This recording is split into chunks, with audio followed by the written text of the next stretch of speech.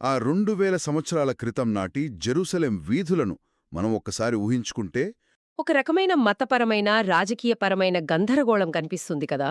అవును, ఖచ్చితంగా. ఒకవైపు చూస్తే సామాన్య ప్రజల్లో మంచి పలుకుబడి ఉన్న ఫరిసయ్యులు. వీళ్ళు మతపరమైన సిద్ధాంతాల కోసం వీధుల్లో తీవ్రంగా వాదించుకుంటూ ఉంటారు.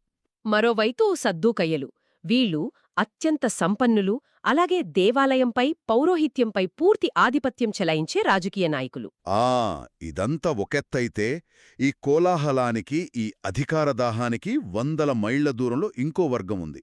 జుడేయన్ ఎడారిలోని నిశ్శబ్దమైన గుహల్లో ఆ ప్రపంచం అంతం కాబోతోందని బలంగా నమ్ముతూ ఒక రహస్యవర్గం సన్నాహాలు చేసుకుంటోంది. వారే ఎస్ఎన్లు. ఖచ్చితంగా. ఈ ఎస్ఎన్ల గురించి, వారి అసాధారణ జీవితాల గురించి ఈరోజు మనం డీప్ డైవ్ చేయబోతున్నాం.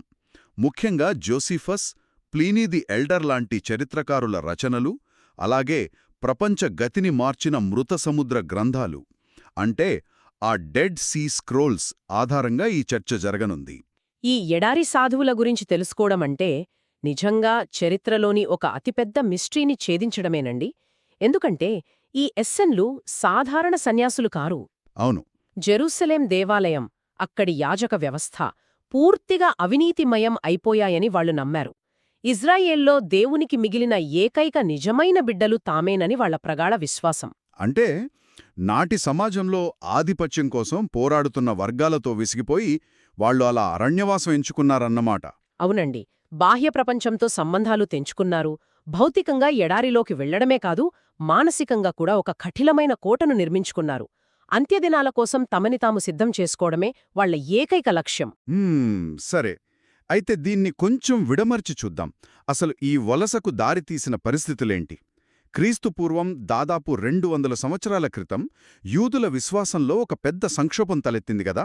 నిజమే. ముఖ్యంగా ఆ ప్రధాన యాజక పదవి చుట్టూ ముదిరిన వివాదమది.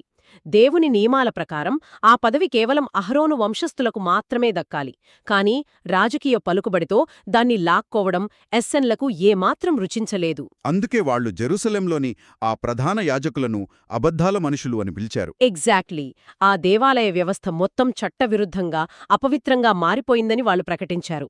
ఈ తీవ్రమైన అసంతృప్తే వాళ్లని ఒక కొత్త మార్గం వైపు నడిపించింది. ఆ తిరుగుబాటుకు నాయకత్వం వహించిన వారి స్థాపకుణ్ణే వాళ్లు నీతిమంతుడైన బోధకుడు అని పిలిచేవారు కదా. అవును. ఈల బహుశా దేవుని నియమాల పట్ల అత్యంత పట్టింపున్న ఒక చట్టబద్ధమైన